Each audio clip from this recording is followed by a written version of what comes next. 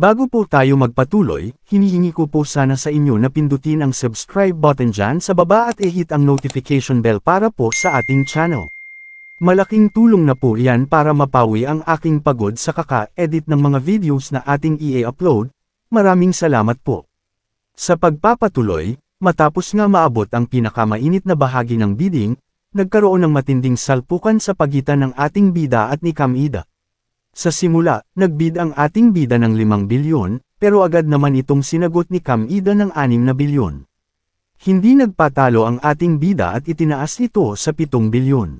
Sa kabila ng lumalaking halaga, hindi rin umatras si Cam Ida at nagbigay ng bid na 9 na bilyon.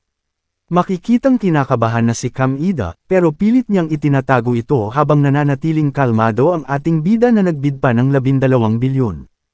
Hindi nga nagpatalo si Cam Ida at nagbid ng 16 na bilyon. Makikita ang tensyon sa mukha nito, pinagpapawisan habang tila nag-aalala sa kanyang desisyon. Sa puntong ito, hindi na napigilan ni Zia Yuxuan ang sarili at nagtanong sa ating bida kung hindi ba masyadong malaki na ang perang inilalabas niya. Ngumiti lamang ang ating bida at hindi na sumagot.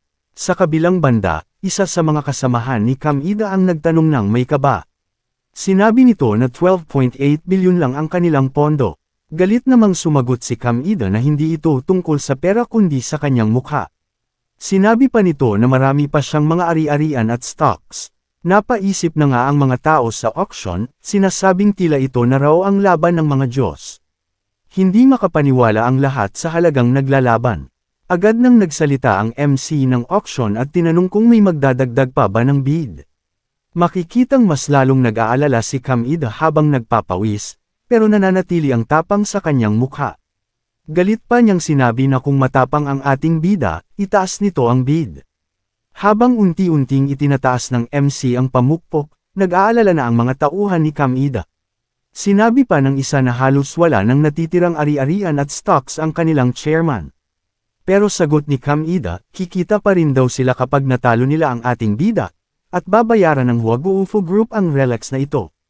Hindi rin daw siya gagastos at kikita pa mula sa mga museo sa China. Natahimik nga ang mga tauhan ni Cam Ida, ngunit nagduda si Saito Kite. Paano raw kung hindi gusto ng ating bida ang relic? Sigurado raw silang yari sila.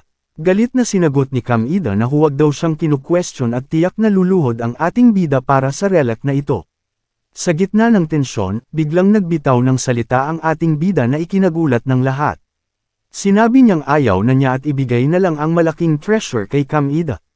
Agad na idineklara ng MC ang panalo ni Cam Ida sa halagang 16 na bilyon. Napuno ng palakpakan ng paligid at sinabing ito na ang pinakamataas na bid sa kasaysayan ng auction. May mga nagsabi pang baka hindi na ito mabasag sa susunod na 50 taon. Sa kabila ng kasiyahan ng mga tao, makikita ang mga tauhan ni Cam Ida na hindi makapaniwala.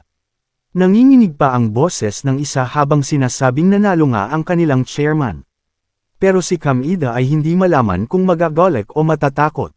Pawisan ito at paulit-ulit na tinatanong sa sarili kung nanalo nga ba siya. Maya-maya'y lumapit si Cam Ida sa ating bida na kalmadong nakaupo. Pilit nitong ipinakita ang kasiyahan pero bakas pa rin ang inis sa kanyang mukha. Sinabi pa nito na hindi ba't sinabi ng ating bida na bibilhin nito lahat ng Chinese cultural relics. Bakit daw napakakaunting pera ang dala nito? Walang sagot mula sa ating bida. Iniabot ni Cam Ida kay Saito Kite ang isang samurai sword. Galit nitong sinabi na ayon sa kanilang samurai spirit, dapat daw magsepuko ang mga natalo tulad ng ating bida upang mamatay ng may dangal. Ibinato pa nito ang espada malapit sa paanan ng ating bida. Tahimik itong pinulot ng ating bida habang pinagmamasdan ng mga tao. Nagpatuloy pa si Cam Ida sa pagmamalaki. Sinabi nitong kung hindi kayang gawin ng ating bida ang marangal na pagkilos, bigyan na lang siya ng pagkakataong manghiram ng pera at bilhin ang glazed guanyan sa halagang 19.9 bilyon. Kapag nakuha raw nito ang relic, tapos na ang misyon ng ating bida. Sa halip na magpakita ng kaba, malamig na sinabi ng ating bida na walang espesyal doon at itinuro pa si Cam Ida na animo itinawag itong duwag.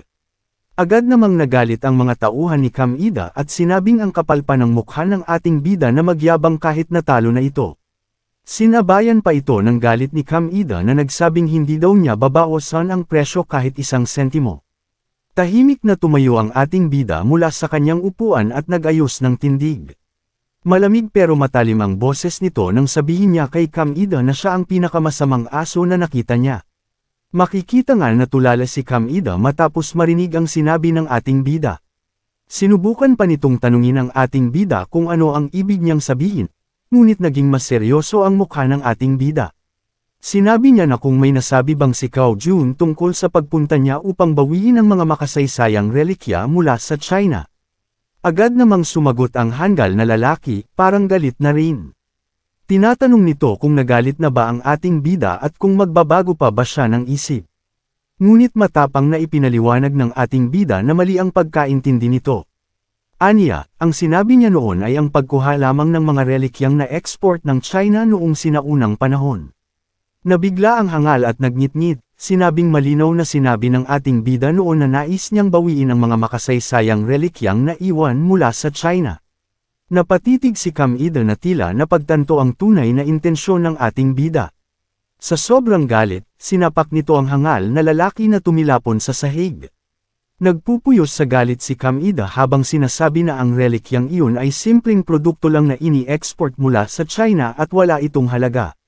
Ngunit tumugon ang ating bida habang nakayuko sa relic, sinasabing kahit paano ay may halaga pa rin ito bilang bahagi ng kasaysayan.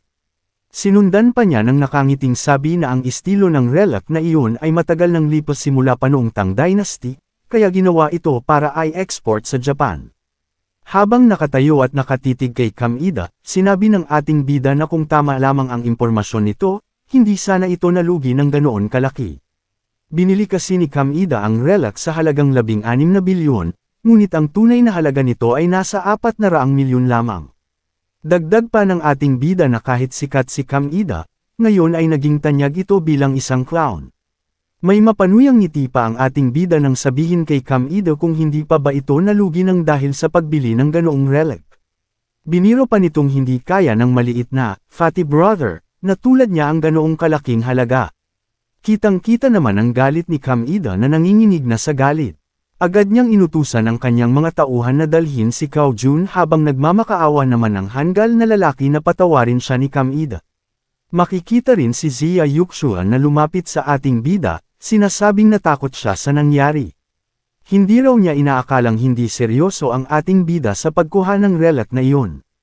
Agad namang sinabi ng ating bida na minsan ay kailangan mo ring lokohin ang sarili mong kakampi upang malinlang ang mga kaaway. Dahil sa tagumpay ng ating bida, naglapitan ng mga tao upang makipag-usap at makilala siya. Iba-ibang tao mula sa ibang bansa ang nagpakilala, nag-alok na maging gabay ng ating bida, at nagpahayag ng paghanga sa kanya. Samantala, ang ibang mga tao ay nagtatawanan habang sinasabing talagang natalo na si Kam Ida. Ito raw ang pinakamalaking balita sa auction dahil binili nito ang isang relikyang hindi naman ganoon kahalaga sa halagang 16 na bilyon. Biglang ang tinutulak ng isang tao si Kam Ida at napadapa. Ngunit tila kakaiba ang nangyari, humawak ito sa kanyang dibdib na parang inaatake. Habang dahan daw ang bumabagsak si Kam Ida, lumapit pa ang ating bida na papaalis na at nagsabing dapat nitong alagaan ang kanyang kalusugan. Galit na galit si Kam Ida habang papalayo ang ating bida. Kinuha nito ang kanyang walkie-talkie at nagbigay ng utos sa kanyang mga tauhan na simulan na ang aksyon. Inutusan niyang bawiin ang lahat ng relikyang nakuha ng ating bida at tiyaking hindi na ito makakakita ng sikat ng araw kinabukasan. Samantala, makikita ang gusali ng China's Embassy sa Little Japan. Naroon ang ating bida kasama si Zia Yuxuan at isang opisyal na may kasamang sekretarya. May mga gwardyang may hawak na baril na tila binabantayan ang kanilang kaligtasan. Nagpasalamat ang opisyal sa ating bida sa pagbawi nito ng makasaysayang relikya ng China. Nangako rin ito na gagawin nila ang lahat upang protektahan ang kanyang kaligtasan. Ngunit nagpasalamat lamang ang ating bida at humiling na makahiram ng kotse. Naging alanganin ang opisyal at nagtanong kung gusto ba talagang umalis ng ating bida mula sa embahada. Sinubukan ding pigilan siya ni Zia Yuxuan dahil masyadong delikado sa labas, ngunit nangako ang ating bida na magiging maayos ang lahat. Sa underground parking area, makikita ang ating bida na naglalakad habang nag-iisip. Hindi raw niya matitiis na magtago na lamang matapos ang lahat ng ginawa ni Kamida sabay pindot ng trucker and sasakyan. Habang papalapit siya sa kotse, biglang may lumipad na mga matatalim na shuriken patungo sa kanya. Agad naman ito napasa ng ating bida at iwasan ito at dito dahan daw ang lumitaw ang babaeng si Saito kahit na may dalawang matatalim na sandata, handang tapusin ang ating bida. Makikita ang ating bida na kalmado ngunit matalas ang tingin habang biglang lumingon sa direksyon ni Saito Kite, ang babaeng ninja na lumitaw mula sa likuran ng sasakyan. Alam na raw niya ang pagdating nito at tila inaasahan na ang ganitong tagpo. Sa tinig ng ating bida, mababakas ang bahagyang pang-aasar habang tinanong nito kung bakit hindi suot ng babae ang magatamang ibinigay niya bilang regalo mula sa auction. Saglit na nagulat si Saito Kite, pero mabilis na nakabawi at may matapang na tugon. Bakit daw ba niya kailangang isuot iyon? Wala siyang dahilan para bigyan ng halaga ang bagay na iyon. Ngumiti lamang ang ating bida na tila natutuwa pa. Sa tingin daw niya, bagay ang magatama sa kulay ng mga mata ni Saito Kite, na ikinapula ng mukha ng babae. Alam niyang hindi iyon papuri kundi isang mapanuksong komento mula sa ating bida. Mariing sinabi ng ninja na hindi raw niya alam kung ano ang motibo ng ating bida sa pagbibigay ng magatama. Kung iyon daw ay bahagi ng isang panunuhol, mabuti pang kalimutan na nito iyon. Ang mga Saito ninja raw ay kilala sa mahigpit na pagsunod sa kanilang mga employer. Hindi sila madaling mabili. Kalma pa rin ang tugon ng ating bida. Kung usapang employer-employee relationship lang daw ang hadlang, madali lang daw iyon ayusin. Sa katunayan, handa raw niyang bayaran ng doble ang lahat ng Saito ninja mula sa anumang alok ni Kamida. Nag-apoy ang mga mata ni Saito Kite sa galit. Ininsulto raw ng ating bida ang kanilang pamilya. Sa tingin daw ba nito, ganoon na lang kadali nilang sirain ang kanilang kontrata at lumaban sa utos ng kanilang amo. Napaismid ang ating bida. Simple lang daw ang usapang iyon. Kung hindi natupad ng employer ang kanilang tungkulin, automatikong kanselado ang kontrata, hindi ba? Hindi na nakapagpigil si Saito Kite. Bigla itong umatake sa ating bida, na tila nagbabanta na dapat ay tumigil na ito sa kanyang pang-iinis.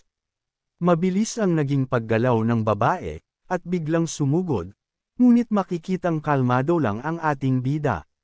Sa pag-atake ng ninja, walang kahirap-hirap itong nilalagan ng ating bida.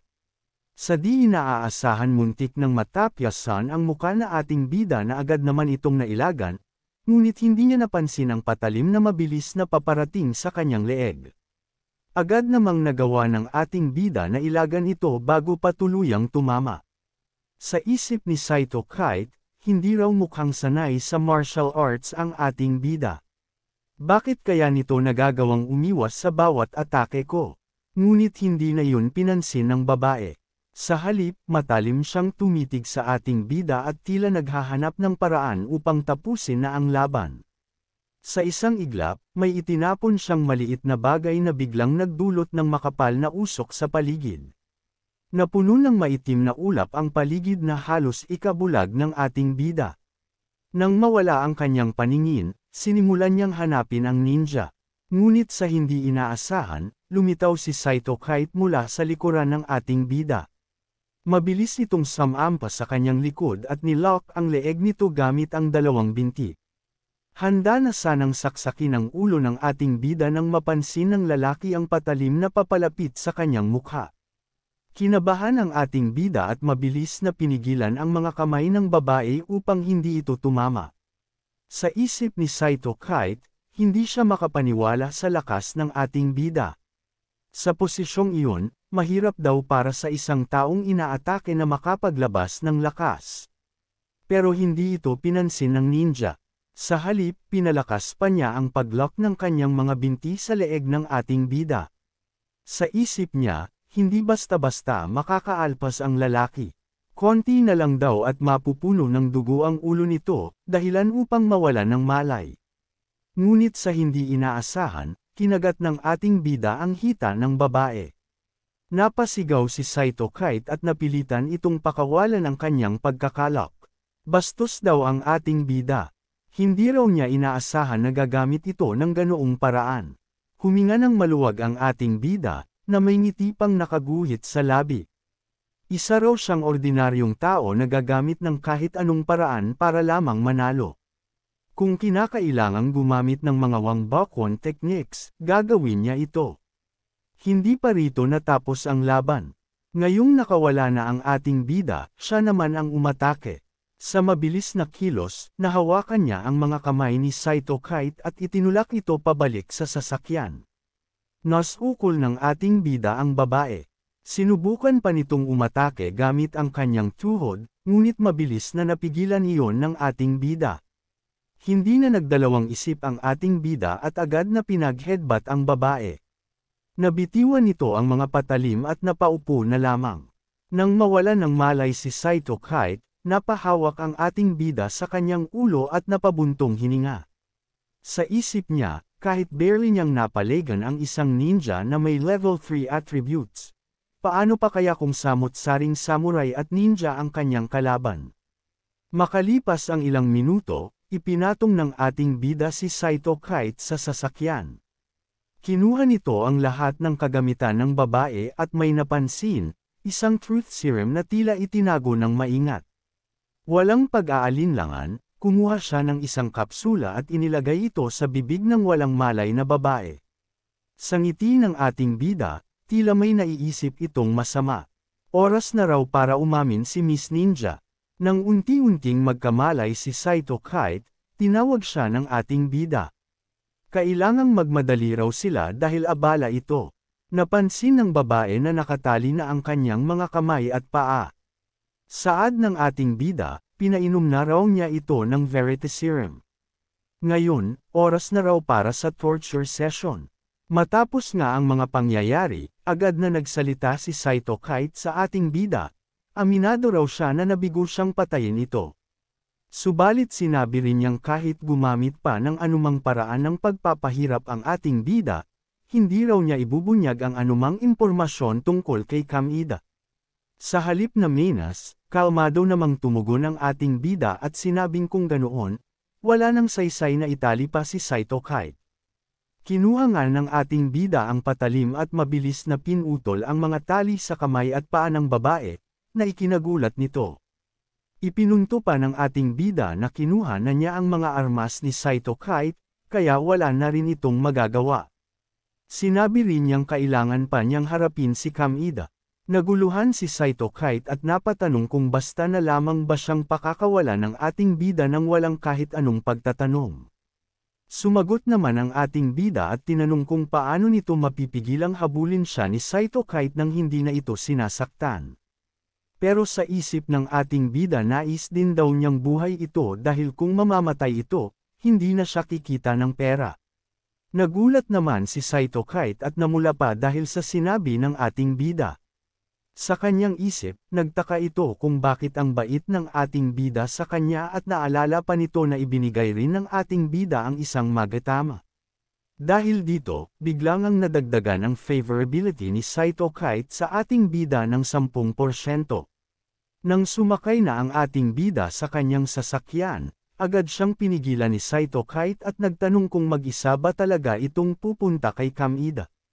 Nang kumpirmahin ito ng ating bida, sinabi ni Saito Kite ang eksaktong lokasyon ng Ocean Villa ni Kamida at ibinunyag na mayroon itong 8 armadong samurai at 6 na ninja na nagbabantay. Nagpasalamat ang ating bida at sinabing napakadetalyado ng ibinigay na impormasyon ni Saito Kite. Subalit iginiit naman ni Saito Kite na sinabi niya lamang iyon upang ipaalam na tiyak na mamamatay ang ating bida kung mag-isa nitong haharapin si Kamida. Idinagdag pa niyang napakalupit ni Kamida, kahit pa sa sarili nitong mga tauhan. Sa kabila ng babala ni Saito Kite, kalmado pa rin ang ating bida at hinawakan pa ang balikat ng babae. Sinabi niyang huwag itong mag-alala dahil makikipag-usap daw siya ng maayos kay Kamida at sigurado siyang papayag ito sa anumang hiling niya. Pinayuhan rin niya si Saito Kite na humanap ng ligtas na lugar para magtago. Habang umaalis ang ating bida, naiwan si Saito Kite na tila hindi makapaniwala. Sa isip niya, hindi raw niya kailanman nakilala ang isang taong tulad ng ating bida na lagi siyang pinapahanga. Dahil dito, nadagdagan pa ang kanyang favorability ng 20%. Ngunit hindi pa rito natapos ang lahat. Habang nagmumuni-muni si Saito Kite, bigla siyang napalibutan ng kanyang mga kasamahan na mga ninja. Agad silang nag-report sa linya na nakatakas na raw ang target at papunta na ito sa east door ng embahada. Sinabi rin nilang bigo si Saito Kite sa kanyang misyon at pinaghihinalaang nagrebelde. Mula sa kabilang linya, isang tinig ang nag-utos, ibalik siya dito. Agad itong ikinagulat ni Saito Kite. Sa bahagi naman ng Ocean Villa ni Kamida, makikita siyang galit na galit nang makatanggap ng ulat na nawala na ang target. Sinubukan daw nilang ambusin ang ating bida subalit nakatakas ito sa pamamagitan ng kanyang sasakyan. Nag-utos si Kamida na magpadala ng mga ninja mula sa embahada upang hanapin ang ating bida. Samantala, makikita si Saito Kite na nakatali sa isang upuan at malinaw na pinahihirapan ni Kamida. Nilapitan siya ni Kamida at mariing hinawakan ang kanyang ulo, tinanong nito kung nasaan ang ating bida. Kahit hirap na, sinabi ni Saito Kite na wala siyang alam. Sa galit ni Kamida, pinindot nito ang electric shock na lalong nagbigay ng matinding paghihirap kay Saito Kite. Hindi pa rito tumigil si Kamida. Sinabi niyang marami pa siyang paraan ng interogasyon ngunit ayaw niyang mag-iwan ng anumang peklat sa katawan ni Saito Kite dahil plano niyang ibenta ito sa mataas na presyo. Nang marinig ito, natakot at nagmamakaawa si Saito Kite, ngunit hindi siya pinakinggan ni Kamida. Biglang nagkaroon ng kaguluhan nang sumigaw ang mga tauhan ni Kamida. Sinabi nilang may nagaganap na pag-atake at hindi nila matukoy kung paano nakapasok ang kalaban. Agad na nagbigay ng utos si Kamida na buhayin ang mga searchlights at ipadala ang ninja team upang pigilan ang umaatake. Makikita na isang lalaki ang mabilis na kumikilos sa loob ng villa, gamit ang 2 patalim upang patumbahin ang mga bantay. Isang tauhan ang sumigaw, "Target found. He can't get away." Agad namang sumugod ang mga ninja kay Lin Zin. Dahil dito, tumakbo ang ating bida papunta sa patungo sa isang mataas na bangin. Sa kabila ng mga shuriken na inihagis ng mga ninja, nagawa niyang iwasan ang mga ito at mabilis na tumalon sa dagat. Sinundan naman siya ng mga ninja, habang si Kamida na nakangiti habang pinapakinggan ang ulat. Ayon sa kanyang tauhan, tumalon daw sa dagat ang target at sinundan ito ng mga ninja. Sa kanyang isipan, kampante si Kamida na hindi makakatakas ang ating bida dahil elite daw ang kanyang mga ninja pagdating sa underwater assassination. Dagdag pa nito matatapos na do ang ating bida.